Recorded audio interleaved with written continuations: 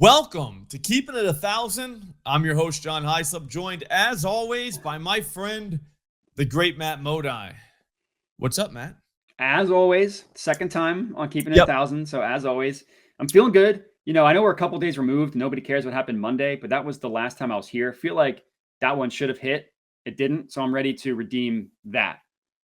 Yeah, I wish that would have hit because I thought we had some good moves. Caleb, if he just completed like one more pass at some point in that game, he gets home. But I don't know if Loveland was ever going to get home. He was not very featured at all. Yeah, he was if I remember correctly, he was involved early, and I was like, oh heck yeah, the rookie getting but not enough. Like it didn't feel right. Put that way. Your guy hit the Minnesota running back Mason, and then the other guy did not hit, right? Yeah, I had Swift. I think we had him over 15.5. Yep. The first two drives, 3 receptions, 12 yards. I was like, all right, this one, I already chalked that up to a win, which is always dangerous to do early. It's always smart.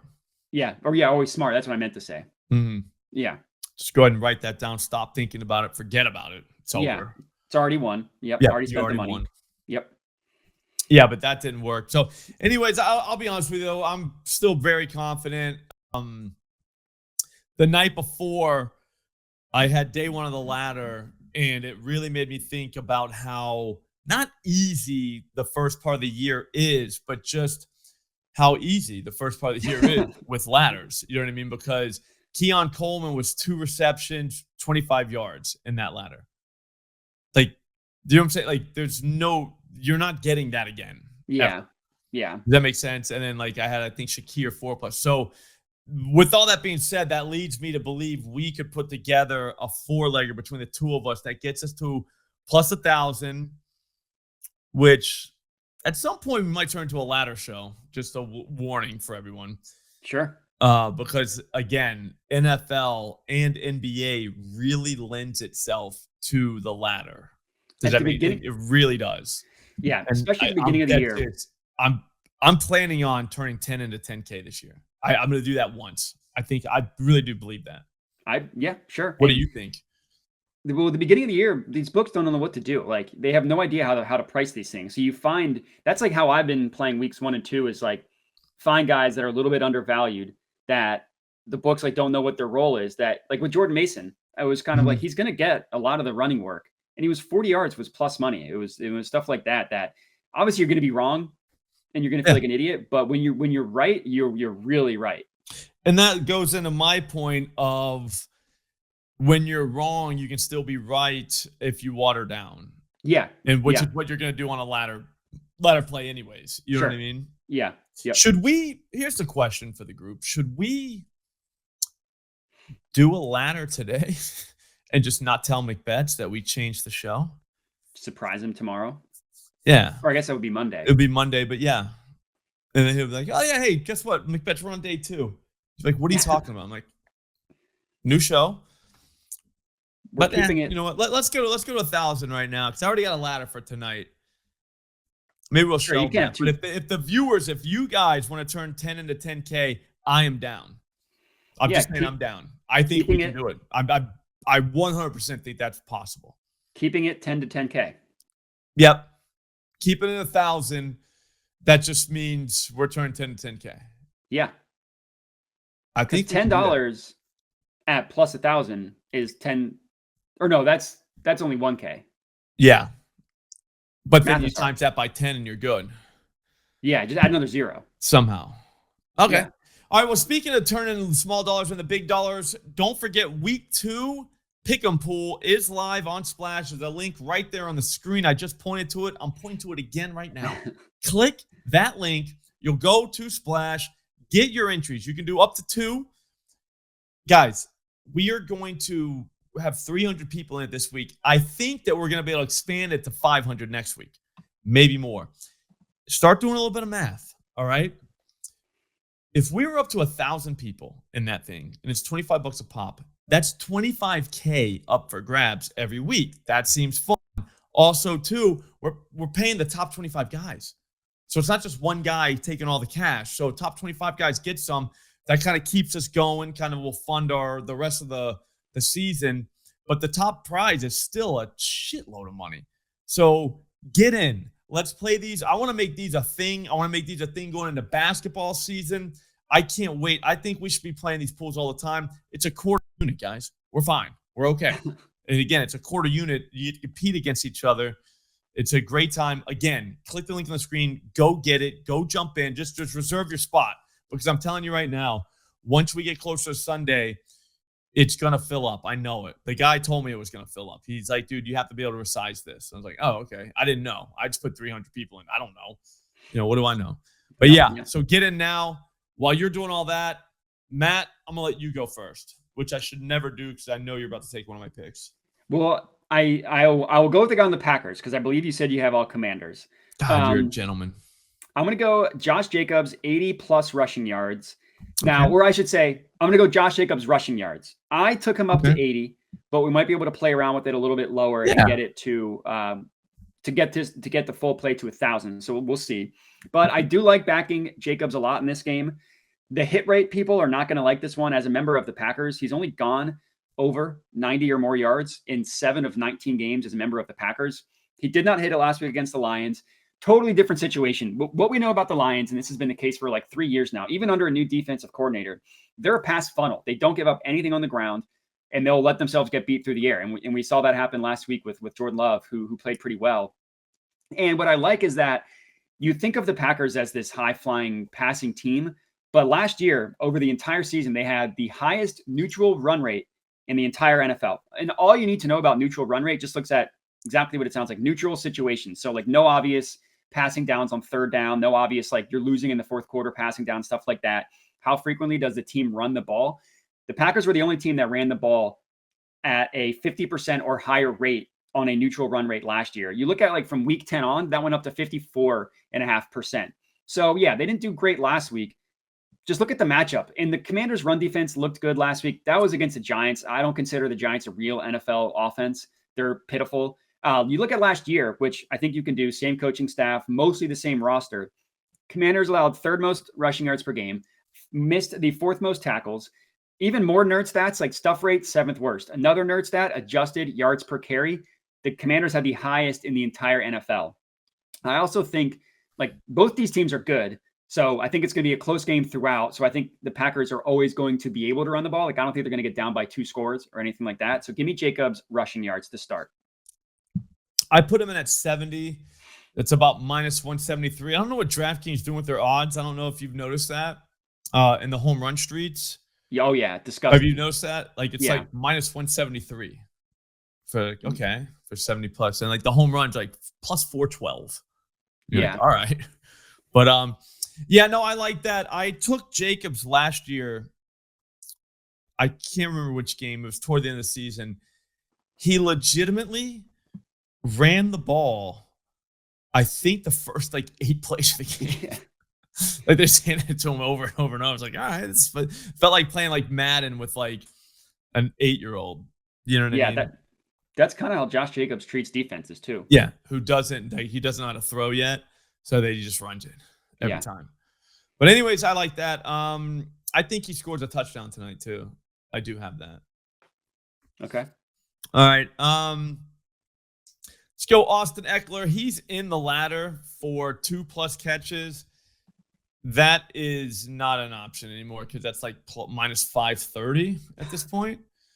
But I did that yesterday or the day before. Like, dude, as soon as the lines came out, I was like, all right, let's just go short passes.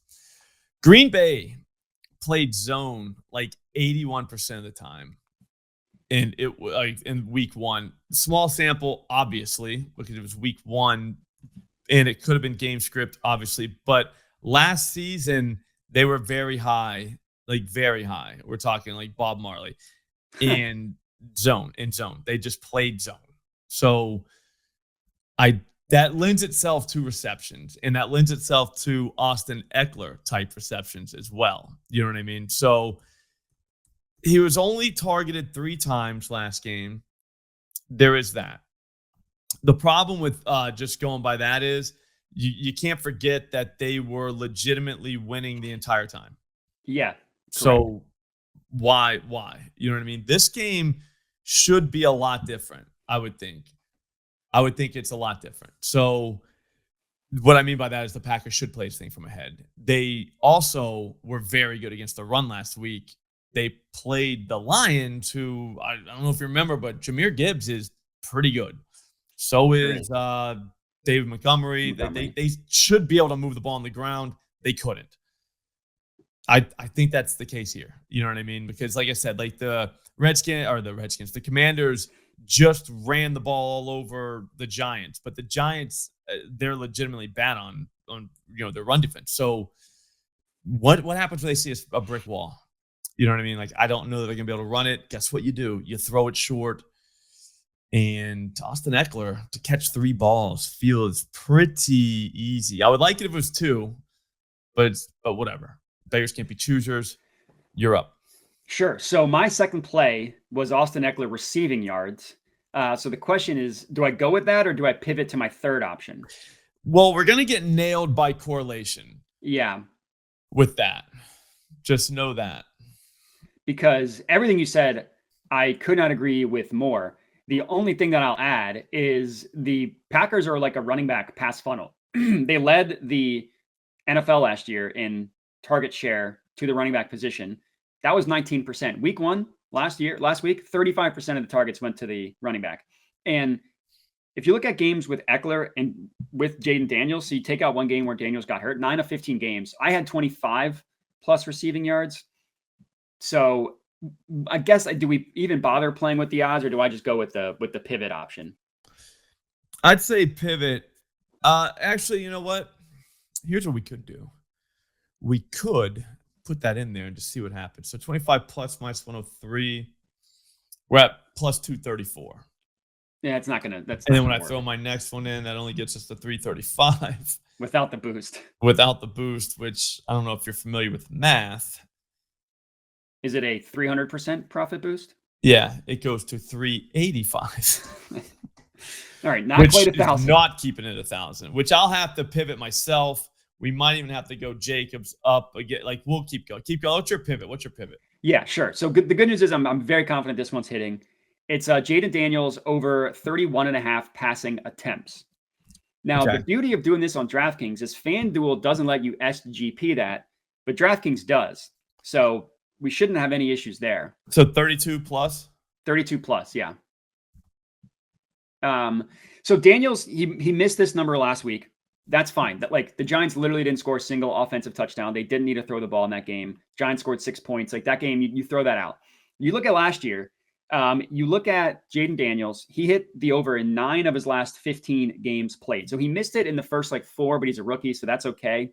Of the 6 times he went under, 2 of them he didn't play the whole game. One game he literally left in the first quarter due to injury. The second one was week 18, where they rested him in the second half. So of the 6 losses, only 4 of them were legit. So that's 9 of 13 games. Twice he landed on exactly 31. Another time he landed on 30. So you look at it, it's like 30 or more passing attempts, 12 of 13 games last year. 9 of those, again, 32 or more. Really good run defense for the Packers, as you've already talked about. So I think Daniels is going to be throwing a ton. So 32 passing attempts, I do like quite a bit. All right, so Eckler 3 plus, Jaden 32, Jacobs 80 plus, and then my guy at 5 plus, I'll say his name in a second, is only plus 690 with the boost. Do we do Eckler 4 receptions? I mean, now we're playing into their game. You know what I mean?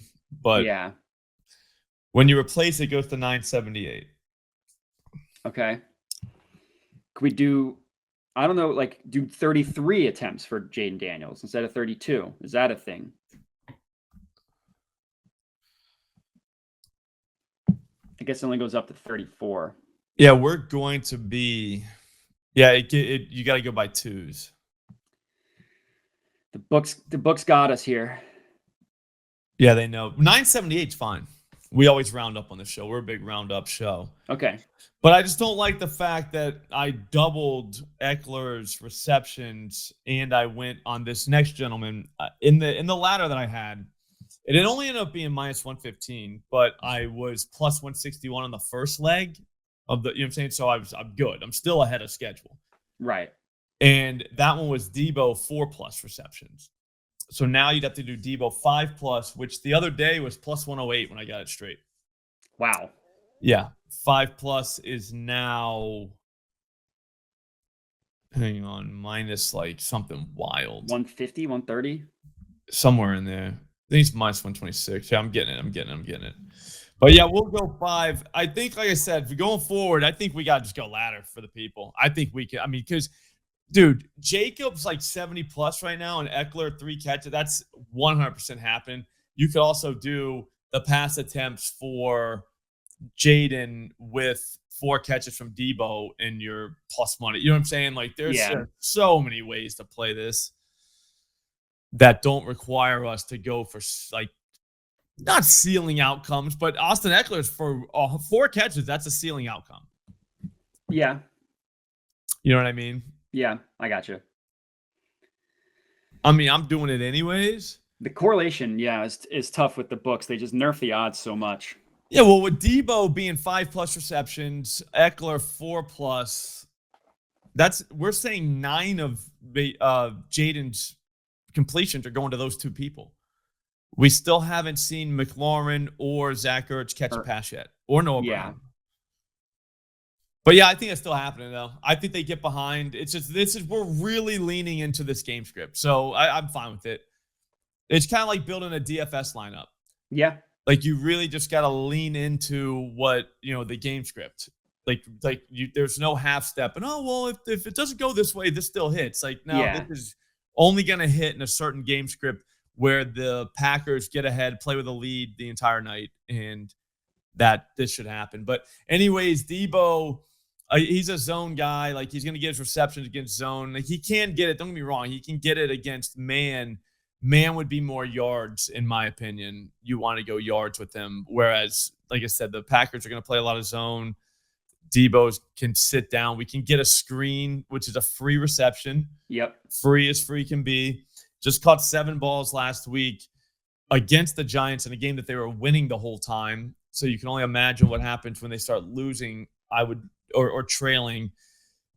I mean, this is one that could hit either game script, though, because if they're winning, they do want to move the ball through the air. They can move it instead of running it. They can move it on short passes, safer options. That's probably him and Eckler.